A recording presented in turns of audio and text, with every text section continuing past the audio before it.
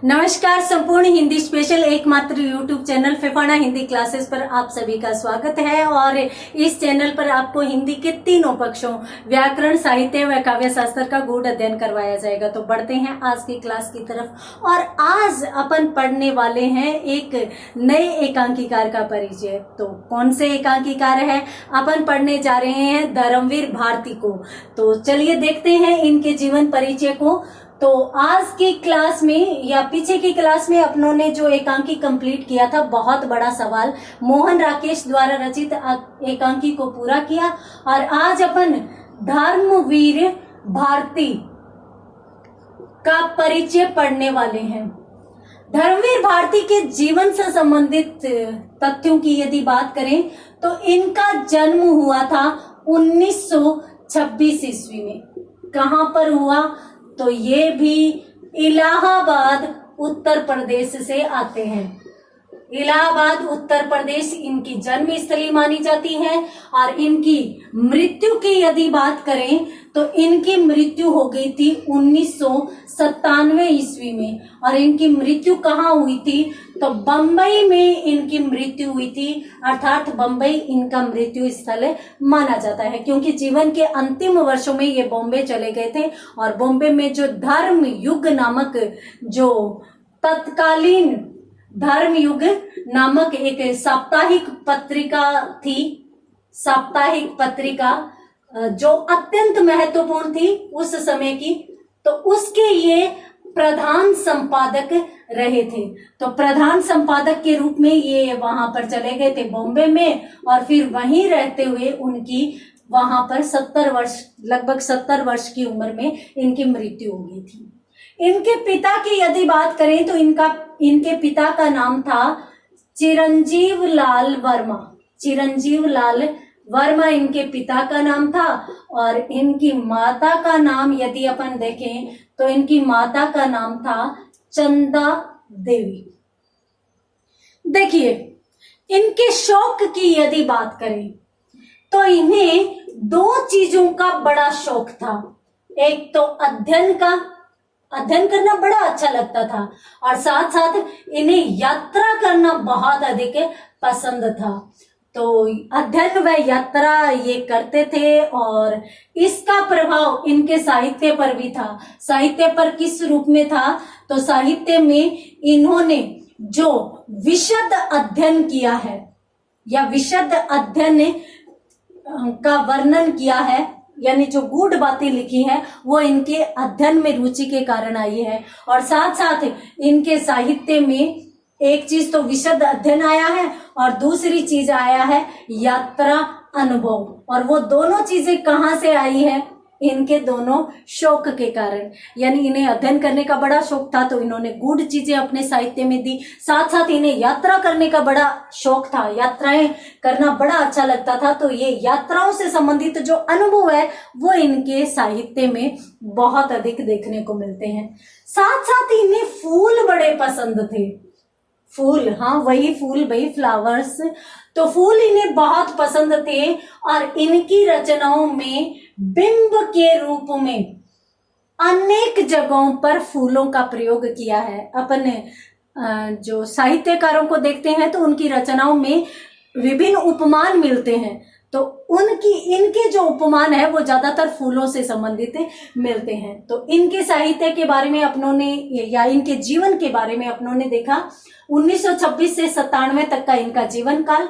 इलाहाबाद से यात्रा शुरू की और बम्बई तक पहुंची। उसके बाद इन्होंने बम्बई से निकलने वाली जो साप्ताहिक पत्रिका थी धर्मयुग, उसके ये प्रधान संपादक रहे थे। और इसी के कारण इनका बहुत ही महत्वपूर्ण साहित्य में योगदान माना जाता है। माता पिता का नाम हो गया। इनका शौक था अध्ययन करना और यात्रा करना, और फूल इन्हें बड़े पसंद थे।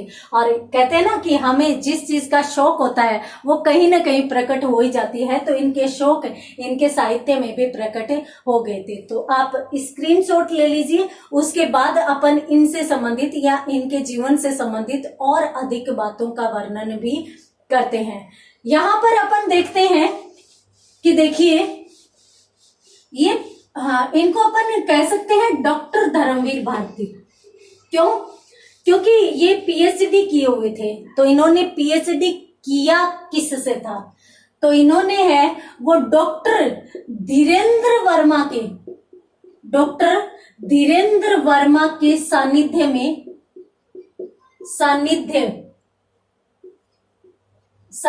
में इन्होंने पीएचडी की थी। किससे की थी? डॉक्टर धीरेन्द्र वर्मा के सानिध्य में की थी। किस विषय पर की थी? तो सिद्ध साहित्य पर। सिद्ध साहित्य कौन सा? जी हाँ, वही आदिकालीन सिद्ध साहित्य। तो डॉक्टर धीरेन्द्र वर्मा के सानिध्य में इन्होंने सिद्ध साहित्य पर पीएचडी की उपाधि प्राप्त की थी। तो ये हुआ। और उसके बाद यदि इनकी भाषा व शैली की अपन बात करें तो देखिए, इनकी भाषा के बारे में यदि देखें साहित्य में, तो परिमार्जित खड़ी बोली इनकी भाषा मिलती है, परंतु खड़ी बोली तो है, साथ ही साथ खड़ी बोली, जो परिमार्जित खड़ी बोली का मतलब है कि थोड़ी सी बदली हुई खड़ी बोली, यानी अपने हिसाब से ये शब्दों का प्रयोग करते थे। साथ साथ ये लोकोक्तियों का प्रयोग करते थे।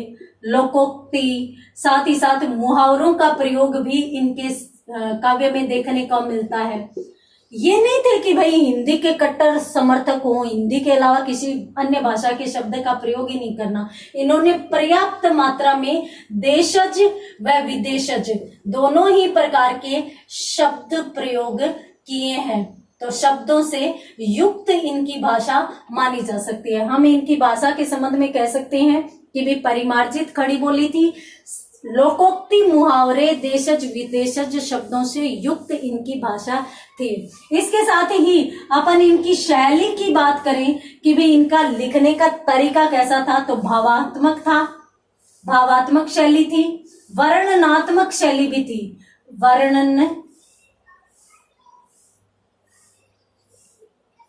वर्णनात्मक शैली भी इनके काव्य में देखने को मिलती है। वर्णनात्मक शैली के साथ साथ इनके साहित्य में शब्द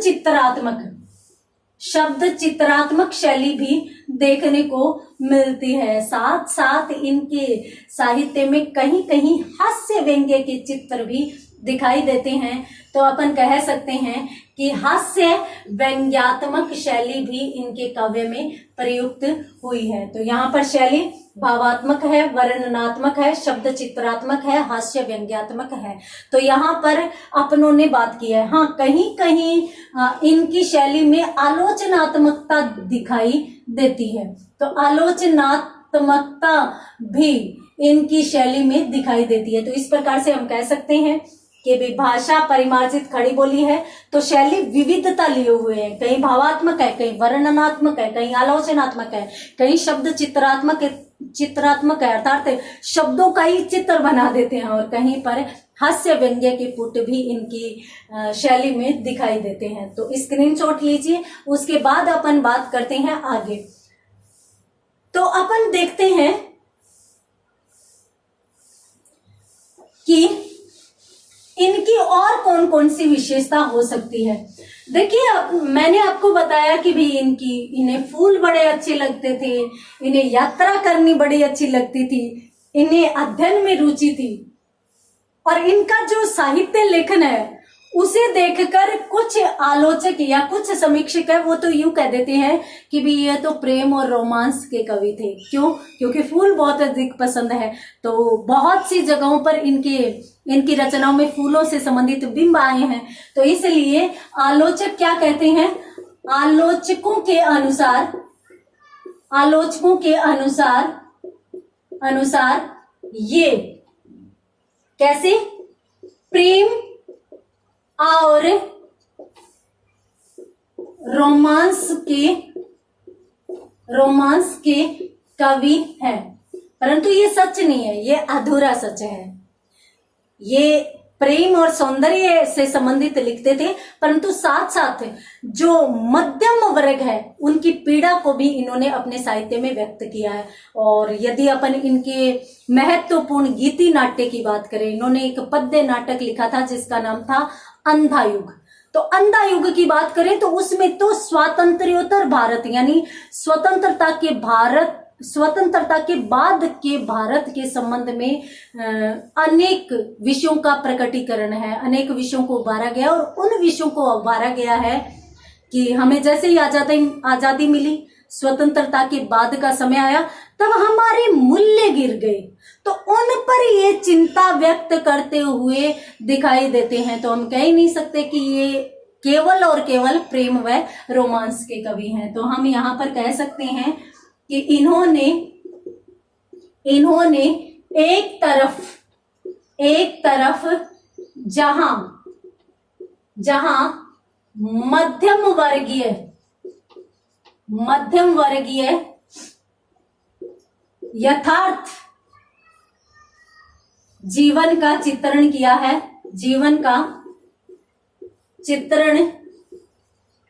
है, तो दूसरी तरफ क्या है? दूसरी तरफ अंधा युग जो है, अंधा युग, अपन इसका जवाब दे रहे हैं इन पंक्तियों द्वारा। आलोचकों ने कहा है कि वे प्रेम और रोमांस के कवि है, तब अपन इनका जवाब दे रहे हैं कि भाई इन्होंने मध्यम वर्गीय यथार्थ को भी प्रकट किया है। साथ साथ दूसरी तरफ ये जो अंधा युग नामक इनकी रचना है, अंधा युग जो क्या है? पद्य नाटक है। तो जो पद्य नाटक है इसमें इन्होंने क्या लिखा है? में स्वातंत्र्योत्तर भारत। स्वातंत्र्योत्तर का मतलब क्या होता है? स्वतंत्रता के बाद के भारत, स्वातंत्र्योत्तर भारत की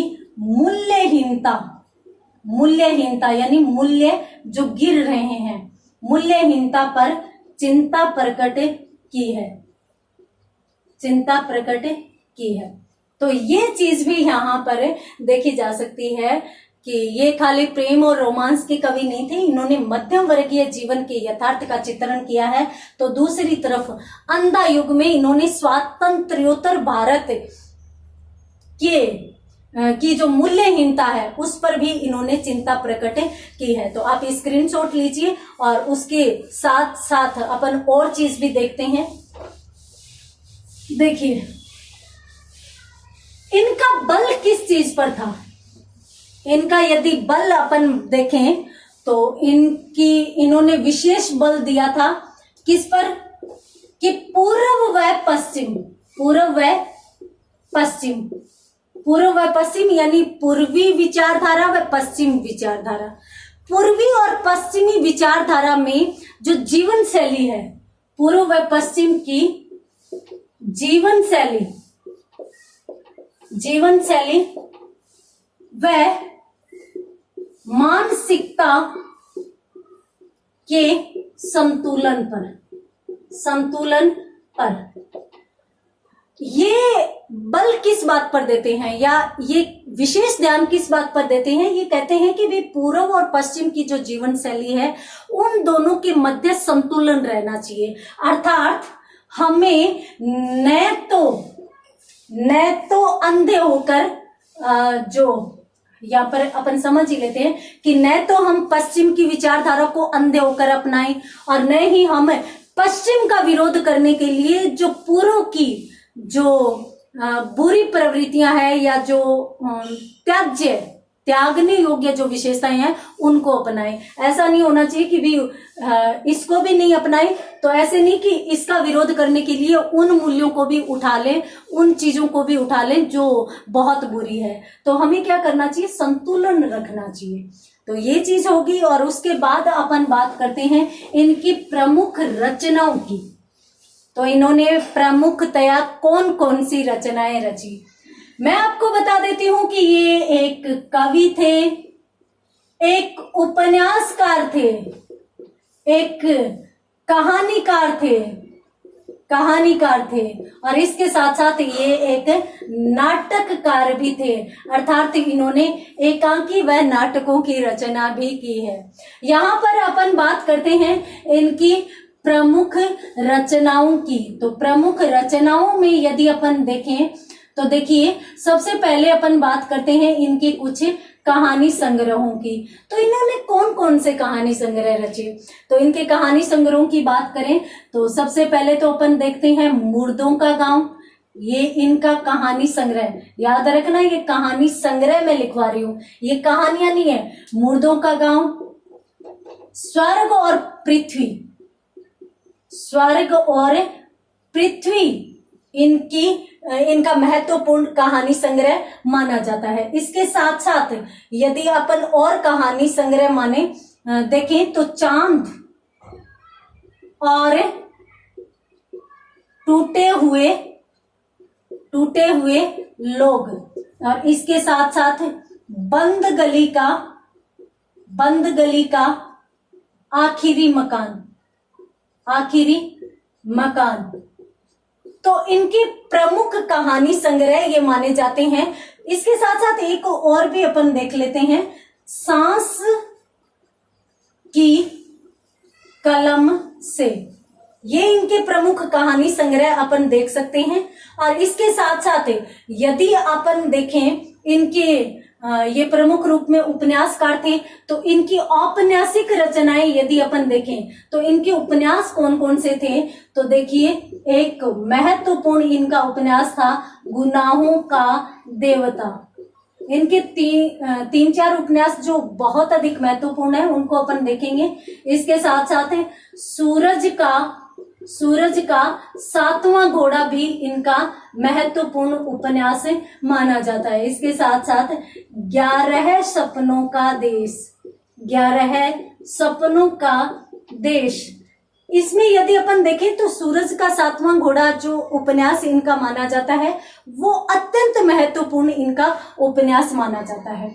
तो यहाँ पर अपनों ने देखा गुनाहों का देवता, सूरज का सातवां घोड़ा, 11 सपनों का देश। इसके साथ साथ एक इनका उपन्यास और है जो महत्वपूर्ण माना जाता है, और वो कौन सा है? प्रारंभ और समापन। ये भी इनका महत्वपूर्ण उपन्यास माना जाता है। इसके साथ साथ मैंने आपको बताया, आप एक बार स्क्रीनशॉट लीजिए और उसके बाद अपन इनकी काव्यात्मक रचनाओं की बात कर लेते हैं। हाँ, एक बार अपन इनके निबंध देख लेते हैं। इनके निबंध ज्यादा नहीं है, 2 ही निबंध महत्वपूर्ण माने जाते हैं। ठेले पर हिमालय, ये इनका यात्रा वृतांत भी माना जा सकता है, क्योंकि ठेले पर हिमालय यानी हिमालय की घाटियों में जिस प्रकार से बर्फ गिरती है उसी प्रकार का, और एक पूरी की पूरी यात्रा का वर्णन इन्होंने किया है। तो निबंध एक तो ठेले पर हिमालय, एक पश्यंती, ये इनकी 2 निबंधात्मक रचना है। और इसके साथ साथ मैंने एक इनका पद्य नाटक भी आपको बताया था, पद्य नाटक। और पद्य नाटक इनका कौन सा माना जाता है? पद्य नाटक की यदि अपन बात करें तो मैंने आपको बताया भी था अंधा युग। और धर्म युग इनकी पत्रिका थी जिसके ये प्रधान संपादक थे। तो जल्दी से स्क्रीनशॉट लीजिए, उसके बाद इनकी काव्यात्मक रचनाएं भी अपन देख लेते हैं। तो काव्यात्मक रचनाएं इनकी कौन कौन सी हो सकती है, उसमें यदि अपन देखें तो देखिए, इनके काव्यों की यदि बात करें, काव्यात्मक रचनाओं की बात करें, तो एक तो है ठंडा लोहा। इसके साथ साथ यदि अपन बात करें तो 7 गीत वर्ष भी इनकी काव्यात्मक रचना मानी जाती है। साथ साथ कनुप्रिया भी इनकी महत्वपूर्ण, बहुत ही सुंदर रचना है इनकी कनुप्रिया। और इसके साथ साथ सपना अभी भी इनकी काव्यात्मक रचना है। इसके साथ साथ आद्यंत और देशांतर, ये भी इनकी काव्यात्मक रचनाएं मानी जाती है। तो इस प्रकार से ये इनकी प्रमुख काव्यात्मक रचनाएं हैं। और इसके साथ साथ यदि अपन इनकी एकांकियों की बात करें तो देखिए 2 एकांकी है, 2 को ही देखेंगे अपन जो इनकी महत्वपूर्ण माने जाते हैं। तो एकांकी नाटक जिन्हें आप कह सकते हो, तो एकांकी व नाटक, तो एकांकी व नाटक में एक तो अपन मान सकते हैं नदी प्यासी थी, और एक अपन देखेंगे नीली झील। 2 ही महत्वपूर्ण है। तो यहां पर अपनों ने इनके एकांकी नाटक भी देखे, तो जल्दी से आप इनका भी स्क्रीनशॉट ले लीजिए।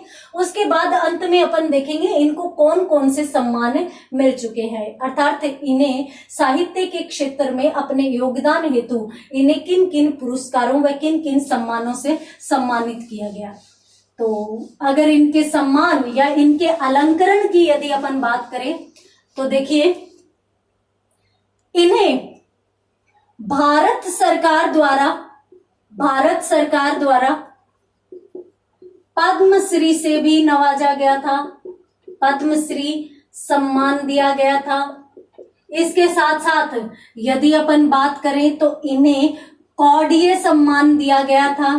कौड़िय न्यास सम्मान होता है जो साहित्य के क्षेत्र में दिया जाता है, उससे भी इन्हें नवाजा जा चुका था। इन्हें व्यास सम्मान से भी नवाजा गया था, व्यास सम्मान। और इसके साथ साथ महाराणा मेवाड़ फाउंडेशन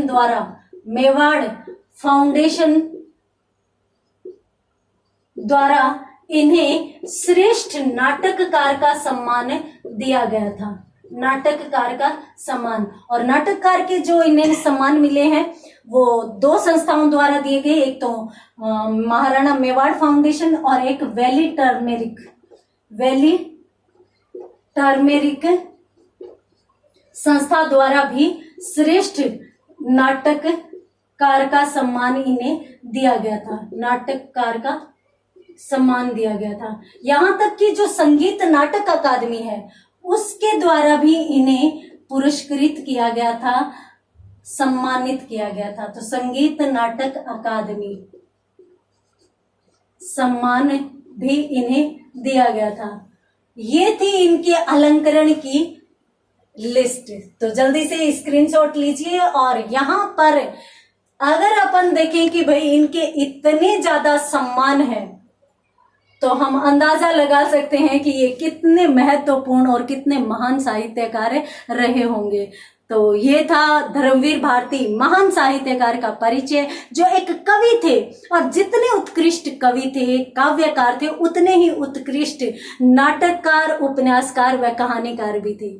तो आज की क्लास में इतना ही, मिलते हैं अगली क्लास में इनकी रचना के साथ। तब तक के लिए धन्यवाद।